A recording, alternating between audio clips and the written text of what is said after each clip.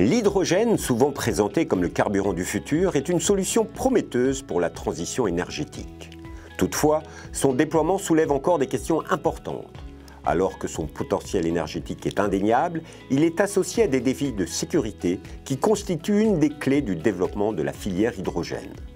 Celle-ci connaît actuellement des transformations profondes, avec de nouveaux acteurs et de nouveaux modes de production, de stockage, de transport et d'usage. L'INERIS s'appuie sur 25 ans d'études et d'essais sur l'hydrogène pour accompagner les pouvoirs publics et les acteurs de cette filière dans un déploiement maîtrisé du point de vue des risques. L'hydrogène, c'est un gaz qui est utilisé depuis longtemps dans l'industrie. La particularité des applications industrielles, c'est que la plupart du temps, c'est de l'hydrogène qu'on dit gris, c'est-à-dire fabriqué à partir d'hydrocarbures. Les nouvelles applications de l'hydrogène, l'idée, c'est de fabriquer cet hydrogène à partir d'électricité, décarbonée. L'hydrogène, comme tout gaz inflammable, présente des risques d'explosion en particulier, mais aussi du fait de ces nouvelles applications qui nécessitent en particulier de l'utiliser à haute pression, on va avoir des risques nouveaux. La spécificité de l'hydrogène, c'est en particulier que c'est un gaz qui peut exploser plus violemment que d'autres gaz plus conventionnels. L'hydrogène, aussi du fait de la taille de sa molécule, a une capacité à fuir, y compris à travers de très faibles interstices, ou même de diffuser à travers certains matériaux. Il est nécessaire de mieux comprendre ces risques et puis de pouvoir évaluer finalement les mesures de maîtrise des risques qui vont être mises en œuvre par les industriels et aussi accompagner les pouvoirs publics dans l'élaboration des réglementations qui vont permettre d'encadrer ces nouvelles applications de l'hydrogène.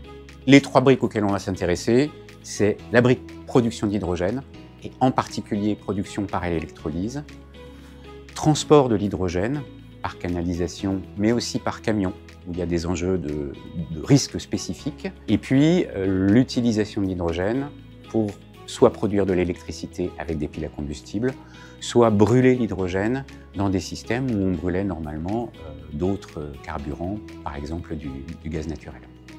En lien avec ces 3 briques technologiques, l'INERIS étudie aussi les risques liés au stockage de l'hydrogène, que ce soit dans des réservoirs à haute pression, en surface, en sous-sol ou sous forme de liquide cryogénique.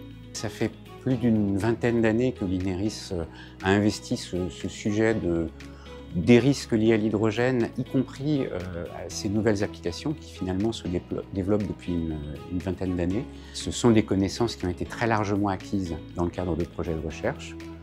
Projets de recherche menés en propre par l'INERIS, mais aussi beaucoup de projets collaboratifs, notamment à un niveau européen. L'INERIS participe à de nombreux projets européens sur l'hydrogène et sur la sécurité de l'hydrogène en particulier. Et puis, de plus en plus de projets que l'on mène directement avec les industriels qui développent de nouvelles applications et qui ont besoin d'être accompagnés pour le développement de ces nouvelles applications. Et en même temps, le travail sur ces nouvelles applications permet de développer des nouvelles connaissances. Avec l'avancée de la recherche, l'hydrogène peut désormais jouer un rôle clé dans l'atteinte de la neutralité carbone en 2050.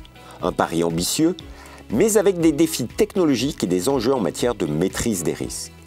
C'est pour cela que l'INERIS met à disposition ses compétences auprès de l'État et pour des prestations auprès des entreprises. Et l'INERIS partage son savoir à travers un document de référence que vous pouvez trouver sur le site de l'INERIS.